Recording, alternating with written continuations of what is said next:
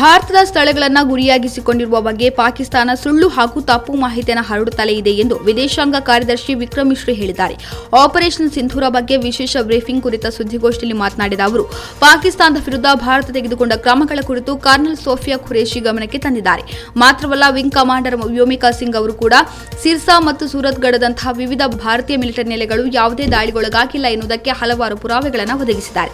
ಇವೆಲ್ಲವೂ ಪಾಕಿಸ್ತಾನ ಸುಳ್ಳು ಪ್ರಚಾರ ಮಾಡುತ್ತಿದೆ ಎನ್ನುವುದನ್ನು ಸಾಬೀತುಪಡಿಸುತ್ತಿದೆ ಎಂದು ಅವರು ತಿಳಿಸಿದ್ದಾರೆ.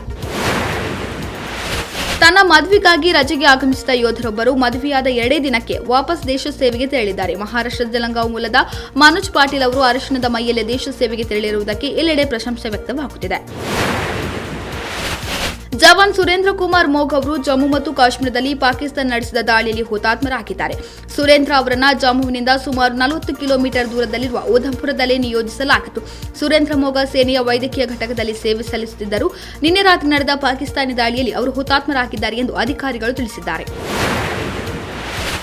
ಉಗ್ರ ನೆಲೆಗಳ ಮೇಲೆ ಭಾರತದ ಕಾರ್ಯಾಚರಣೆಗೆ ಪ್ರತಿಯಾಗಿ ಪಾಕಿಸ್ತಾನ ಸೇನೆಯು ಡ್ರೋನ್ಗಳು, ಕ್ಷಿಪಣಿಗಳನ್ನು ಹಾರಿಬಿಡುತ್ತಿದೆ. ಇದಕ್ಕೆ ಪ್ರತಿಯಾಗಿ ಭಾರತದ ಮರುದಾಳಿಗೆ ಅಡ್ಡಿಯಾಗುವಂತೆ ತನ್ನ ವಾಯುಸೀಮೆಯನ್ನು ಪ್ರಯಾಣಿಕ ವಿಮಾನಗಳಿಗೆ ತೆರೆದಿಟ್ಟು ಮಾನವ ಗಿರಾಣಿಯನ್ನಾಗಿ ಬಳಸಿಕೊಳ್ಳುತ್ತಿದೆ.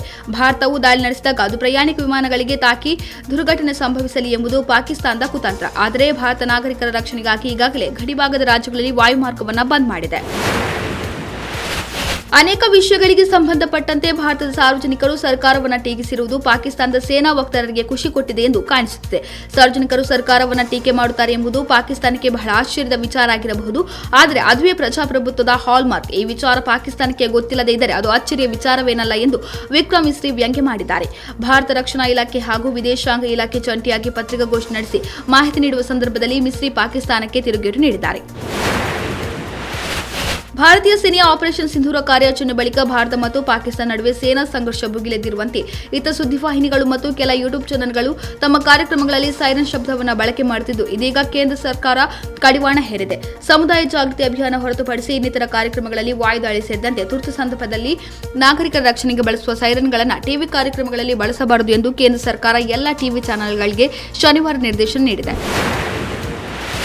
ನಾಗರಿಕ ಪ್ರದೇಶಗಳನ್ನು ಗುರಿಯಾಗಿಸಿಕೊಂಡು ಪಾಕಿಸ್ತಾನ ನಡೆಸಿದ ಶೆಲ್ ದಾಳಿಯಲ್ಲಿ ಪ್ರಾಣ ಕಳೆದುಕೊಂಡವರ ಕುಟುಂಬಕ್ಕೆ ತಲಾ 10 ಲಕ್ಷ ರೂಪಾಯಿಗಳ ಪರಿಹಾರವನ್ನು ಜಮ್ಮು ಮತ್ತು ಕಾಶ್ಮೀರ ಮುಖ್ಯಮಂತ್ರಿ ಒಮರ್ ಅಬ್ದುಲ್ಲಾ ಶನಿವಾರ ಘೋಷಿಸಿದ್ದಾರೆ. ಇತ್ತೀಚೆಗೆ ಪಾಕಿಸ್ತಾನದಿಂದ ನಡೆದ ಶೆಲ್ ದಾಳಿಯಿಂದ ಅಮಾಯಕರ ಜೀವಹಾನಿಯಿಂದ ತೀವ್ರ ನೋವಾಗಿದೆ. ನಮ್ಮ ಜನರ ಕಷ್ಟವನ್ನು ಕಡಿಮೆ ಮಾಡಲು ಸರ್ಕಾರ ಸಾಧ್ಯವಿರುವ ಎಲ್ಲಾ ಕ್ರಮಗಳನ್ನು ತೆಗೆದುಕೊಳ್ಳುತ್ತಿದೆ. ಈ ದುಃಖದ ಸಮಯದಲ್ಲಿ ನಾವು ಪ್ರತಿಯೊಂದು ಬಾಧಿತ ಕುಟುಂಬದೊಂದಿಗೂ ನಿಲ್ಲುತ್ತೇವೆ ಎಂದು ಮುಖ್ಯಮಂತ್ರಿ ಒಮರ್ ಅಬ್ದುಲ್ಲಾ ಎಕ್ಸ್ನಲ್ಲಿ ಪೋಸ್ಟ್ ಹಂಚಿಕೊಂಡಿದ್ದಾರೆ. ಭಾರತದ ಆಪರೇಷನ್ ಸಿಂಧೂರ ಹೆಸರಿನ ಮಹತ್ವವೇನು ಎಂದು ಸೌದಿ ಮಾಧ್ಯಮವೊಂದರ ಪತ್ರಕರ್ತ ಹೇಳಿದ ಪ್ರಶ್ನೆಗೆ ಸಂಸದ ಶಶಿ ತರೂರ್ ಉತ್ತರ ನೀಡಿದ್ದಾರೆ. ಪಹಲ್ಗಾಮ್ ಭಯೋತ್ಪಾದಕ ದಾಳಿಯಲ್ಲಿ ಅಪರಾಧಿಗಳು ಚೆಲ್ಲಿದ ರಕ್ತದ ಬಣ್ಣಕ್ಕಿಂತ ಸಿಂಧೂರ ಬಣ್ಣವು ಭಿನ್ನವಾಗಿಲ್ಲ. ಹೆಣ್ಣೊಬ್ಬಳು ಕೂದಲು ವಿಭಜಿಸಿ ಹಣೆಗೆ ಹಚ್ಚುವ ಸಿಂಧೂರ ಆಕೆಯ ವಿವಾಹವನ್ನು ಸಂಕೇತಿಸುತ್ತದೆ. ಪಹಲ್ಗಾಮ್ ದಾಳಿಯಲ್ಲಿ ನಮ್ಮ ವಿವಾಹತೆಯ ಮುಂದೆಯೇ ಆಕೆಯ ಪತಿಯನ್ನು ಹತ್ಯೆ ಮಾಡಲಾಗಿದೆ. ಆಕೆಯ ಪತಿಯ ಮುಂದೆ ದುಃಖಿಸುತ್ತಿದ್ದ ಚಿತ್ರ ಇಡೀ ದೇಶದ ಮನ ಕಲಕಿಸಿದೆ. ಇದು ಸಿಂಧೂರ ಅಳಿಸಿದ್ದನ್ನು ಸಂಕೇತಿಸುತ್ತದೆ. ಪತಿ ಅಗಲಿದ ಬಳಿಕ ಪತಿ ಸಿಂಧೂರ ಹಚ್ಚುವುದಿಲ್ಲ. ಭಾರತದ ಕಾರ್ಯಾಚರಣೆಗೆ ಸಿಂಧೂರ ಹೆಸರಿಟ್ಟಿರುವುದು ಹೆಚ್ಚು ಭಾವನಾತ್ಮಕ ಮತ್ತು ಅತ್ಯಂತ ಸೂಕ್ತವಾದ ಹೆಸರು ಎಂದು ನಾನು ಭಾವಿಸುತ್ತೇನೆ ಎಂದು ಶಶಿ ತರೂರ್ ವಿವರಿಸಿದ್ದಾರೆ. ಸರ್ಕಾರದ ಅಭಿವೃದ್ಧಿ ಯೋಜನೆಗಳಿಗೆ ರೈತರು ಸೇರಿದಂತೆ ಇದರಿಂದ ಭೂಮಿ ವಶಪಡಿಸಿಕೊಳ್ಳುವವರಿಗೆ ಪರಿಹಾರ ರೂಪದಲ್ಲಿ ನೀಡುವ ಮೊತ್ತಕ್ಕೆ ಸರಕು ಮತ್ತು ಸೇವಾ ತೆರಿಗೆ ವಿಧಿಸುವಂತಿಲ್ಲ ಎಂದು ಹೈಕೋರ್ಟ್ ಸ್ಪಷ್ಟಪಡಿಸಿದೆ.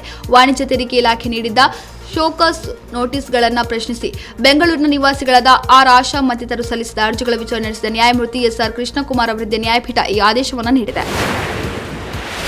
2025-26ನೇ ಸಾಲಿನ ಶೈಕ್ಷಣಿಕ ವರ್ಷ ಆರಂಭಕ್ಕೆ ದಿನಗಣನೆ ಆರಂಭವಾಗಿದ್ದು, ಮಕ್ಕಳು ಕೂಡ ಮತ್ತೆ ಶಾಲೆಗಳತ್ತ ಮುಖ ಮಾಡಲು ಸಜ್ಜಾಗುತ್ತಿದ್ದಾರೆ.